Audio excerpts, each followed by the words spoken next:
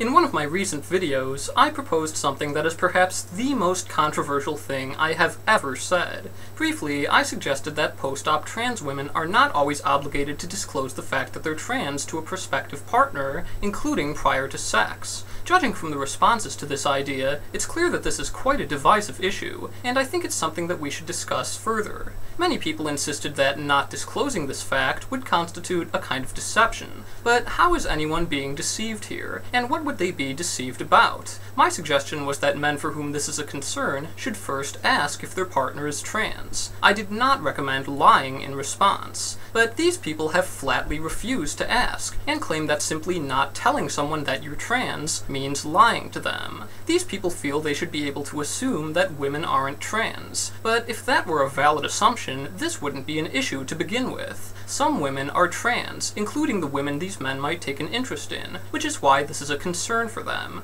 Their assumption does not hold true, and wishing to act as though it does is like saying that the mere existence of trans women is an inconvenience to them, and that they should not have to account for that reality. But if you make a knowingly inaccurate assumption, and make no effort to verify it, and you end up being wrong, it doesn't mean that anyone else has deceived you. If this is a concern for you, it's nobody else's responsibility to divine your expectations when you intentionally refuse to make them clear. These people then claim that trans women should already know that something like 99% of men would not want to be with a trans woman. In other words, 99% of people would apparently drop them like a hot potato, not even because there's anything wrong with them, but simply because of who they are, and trans women are expected to inflict this upon themselves with no hesitation. But when men say that they don't prefer trans women, this stands in blatant contradiction to their actions. After all, what most distresses them here is the possibility that they might sleep with a trans woman and enjoy the experience without knowing that she's trans. So, they don't prefer trans women, yet they have no problem sleeping with them.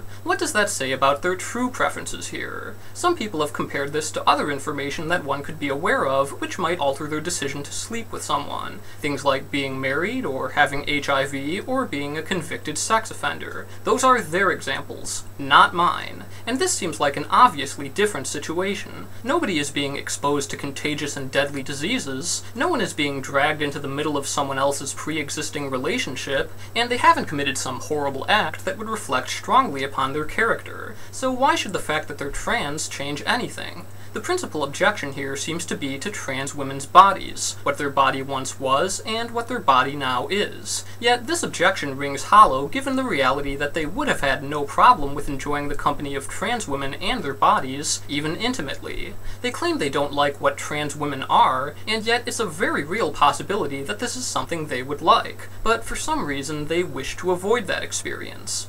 Why?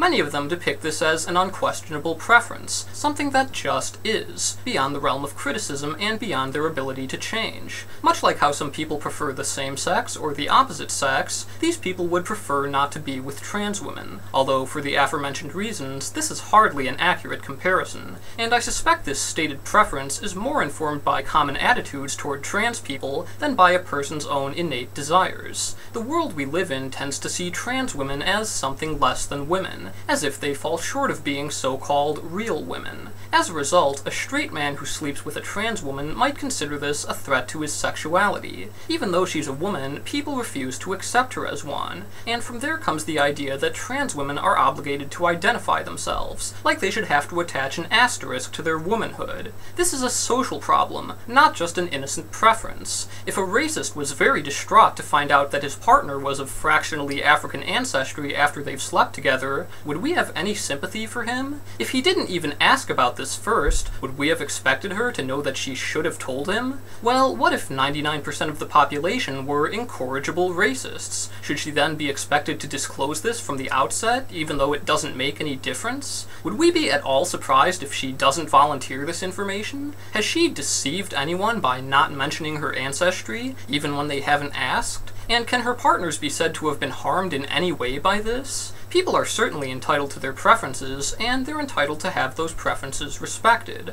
Likewise, the rest of us are free to believe that their preferences are stupid, and their refusal to articulate them doubly so. Many people again insisted that they absolutely cannot ask a possible partner if she's trans, because it would be taken as an insult and hinder their romantic ambitions. It really says a lot about people's attitudes that being trans is itself considered an insult, and it's quite ironic that this mindset could end up frustrating the desires of two people who aren't even trans. If that's how you feel, then you probably should make your preferences heard, just so any trans women will know that you see them as literally unspeakable. It's hard to see how this is supposed to be an insult. After all, you've already shown an interest in her, and if you're asking whether she's trans, that means you can't tell. Not all trans people are visibly trans anyway, and if both parties would stop acting like there's something insulting about being trans, this wouldn't even be a problem. What's really disconcerting is that I've seen these people explain, at length, how utterly crucial it is that their partner not be trans. I've seen them compare it to exposing someone to HIV in its seriousness, and yet they can't bring themselves to say this to someone's face. If people are going to compare this to STDs, then just think about what their attitude towards safe sex must be like. Can you imagine never wearing a condom, never asking anyone if they're clean or getting tested together, and just assuming that nobody has any sexually transmitted diseases while doing nothing whatsoever to protect yourself? That would be insane, and there's a reason we discourage this reckless behavior. It can have serious consequences. But what are the consequences of sleeping with someone who's trans? Certainly nothing comparable to catching a disease, and this is reflected in these people's actions, or lack thereof. They're definitely not acting the way they would if they were trying to avoid contracting HIV. They're taking no precautions here at all. If this is supposed to be such a terrible fate, then either they're being flagrantly irresponsible, or this isn't really as bad as they've made it out to be. If they're prioritizing sex before avoiding this, which they appear to be doing, that's their choice. Otherwise, there's no excuse for not being proactive. If this is something they feel the need to protect themselves from, why aren't they protecting themselves? Finally, some people pointed out that being trans is a major part of trans people's lives, and honesty about such significant things is important in a relationship. And that's absolutely a valid concern in some cases. Depending on whether it's a committed relationship or a one-time thing, it may be important to mention, or it might not. In the long term, of course it's something to be disclosed as part of the trust that should exist between committed partners, but in the context of something more casual, it might not even be relevant. Someone compared it to sterility, and while it's hardly an exact parallel, if it's serious enough that you and your partner are considering children, it's probably serious enough that you should share this with them. All of this depends on the individual circumstances, and it comes down to individual judgment. It's hard to say what everyone ought to do, but as a general guideline, I don't see why being trans should be regarded as something especially different here. It can be treated the same as other such things that you would share with a committed partner, like corrective surgeries or developmental conditions. Honesty